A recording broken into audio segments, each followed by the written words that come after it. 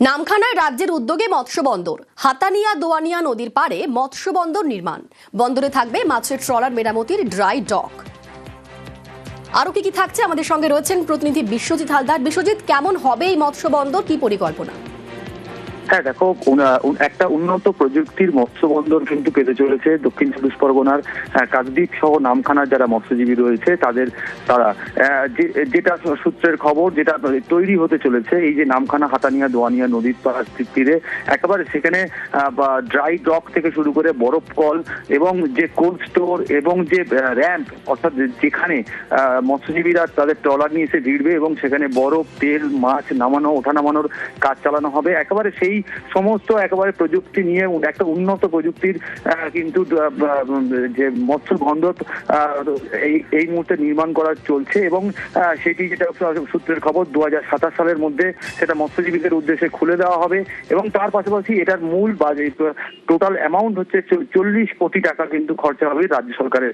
একেবারে দ্রুততার সঙ্গে কিন্তু এই কাজ চালানো হচ্ছে বলে আমাদের কাছে খবর আছে। এবং তার পাশাপাশি যে কাকদ্বীপ মৎস্য বন্দর যেহেতু একেবারে বন্ধ হওয়ার মুখে এবং সেই সাথে যখন এই মৎস্য বন্দরটি মৎস্যজীবীরা পেতে শুরু পাবেন, সেক্ষেত্রে কিন্তু মৎস্যজীবীরা বড় লাভবান হবে, এমনটাই কিন্তু মৎস্যজীবীরা জানাচ্ছেন।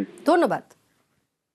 নামখানা, বকখালি সব ট্রলারের এখানে একটা সংযোগস্থল। উন্নত প্রযুক্তিতে ফিশকে আরও প্রিজার্ভ করে ডিস্ট্রিবিউশন করা যায়, তার জন্য আমাদের ফিশিংয়ের যারা বাইরে যায় তারা তো 20 দিন 25 দিন ছাড়া আসে, তাদের থাকার জন্য বাড়ি, তাদের খাওয়ার জল, এইসবের জন্য একটা হারবার তৈরি হচ্ছে, যেখান থেকে পরবর্তীকালে ফিশিং করা যারা মানুষরা তারা উপকৃত হবে এবং আশা করছি 2027 সালের মধ্যে প্রজেক্টটা কমপ্লিট হবে।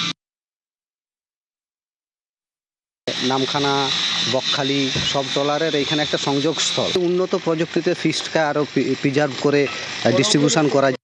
প্রায় 40 কোটি টাকা অ্যালট হয়েছে এটার জন্য। মৎস্য বন্দরটিকে আরম্ভ করা হয়েছে শুনে আমাদের ভীষণ এটি খুশির খবর, কারণ নামখানাই একমাত্র জায়গা যেখানে পলির সমস্যাটা নেই এবং এর সঙ্গে একটা কোল্ড স্টোরেজ থাকবে। নামখানাতেও মৎস্যজীবীদের রাত্রি যাপনের জন্য ফেসিলিটিস থাকবে। নতুন করে এই মৎস্য বন্দরটি যদি তৈরি করা হয়, দক্ষিণ চব্বিশ পরগনার মৎস্যজীবীদের জন্য সবচেয়ে বড় খুশির খবর হবে। বনগাঁয় পাকা রাস্তার শিলান্যাস বিধায়কের। পথশ্রী প্রকল্পে একাধিক পাকা রাস্তার কাজ শুরু। 1,87,00,000 টাকা বরাদ্দে তৈরি হবে নয়া রাস্তা। আরামডাঙ্গা ভুলোট জোকায় 4 কিলোমিটার রাস্তা। দীর্ঘদিনের দাবি পূরণে খুশি স্থানীয়রা।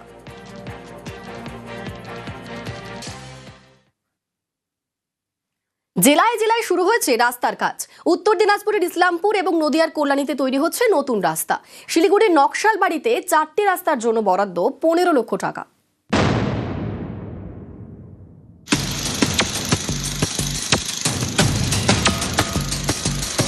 উত্তর দিনাজপুরের ইসলামপুরে কমলগাঁও সুজালি গ্রাম পঞ্চায়েত। এখানকার কলুঘাট এবং সিপিডব্লিউডি মোড়ের মধ্যে প্রায় 1 কিলোমিটার রাস্তা কোনোদিন পিচই পড়েনি, বর্ষা এলেই দুর্ভোগ বাড়ে। স্থানীয়দের দীর্ঘদিনের দাবি পাকা রাস্তা তৈরি করা হোক, সেই মতো উদ্যোগ নেয় গ্রাম পঞ্চায়েত। পথশ্রী প্রকল্পে ঢালাই রাস্তার জন্য বরাদ্দ করা হয় 60 লক্ষ টাকা। সেই কাজ শুরুও হয়েছে।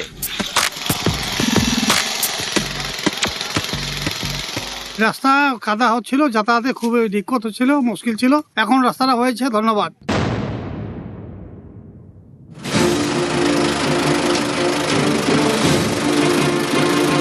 নদিয়ার কল্যাণী, এখানকার 18 নম্বর ওয়ার্ডে তৈরি হচ্ছে নতুন রাস্তা। পথশ্রী প্রকল্পে 1.5 কিলোমিটার রাস্তার জন্য বরাদ্দ করা হয়েছে প্রায় 3 কোটি টাকা। স্থানীয়দের দাবি এই রাস্তা দিয়ে কম সময়ে কল্যাণী এবং কাঁচরাপাড়ার মধ্যে যাতায়াত করা যাবে, এড়ানো যাবে কল্যাণী এক্সপ্রেসওয়ে।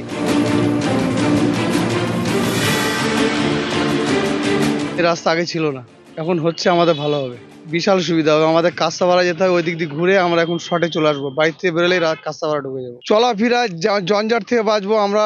যখন রাত বিরিতে আমাদের এদিকে হসপিটালে যেতে গেলে এই রাস্তা দিয়ে চলে যেতে পারবো। কল্যাণীর হচ্ছে প্রথম বাইপাস রাস্তা। হাইওয়েটাকে অ্যাভয়েড করার জন্য রথতলা থেকে একদম কাঁচরাপাড়া লক্ষ্মী সিনেমা অবধি এই 1.5 কিলোমিটার রাস্তা বাইপাস বানানো হয়েছে।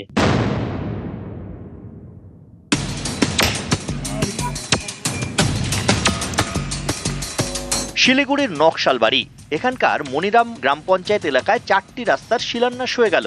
এর মধ্যে 3টি পিচের, 1টি পেভার ব্লকের। এই রাস্তার জন্য বরাদ্দ করা হয়েছে 15 লক্ষ টাকা। রাস্তা তো ছিল আগে আমাদের, কিন্তু ওই ভাঙা ভাঙা ছিল, জায়গায় জায়গায় জল জমে থাকতো রাস্তায়।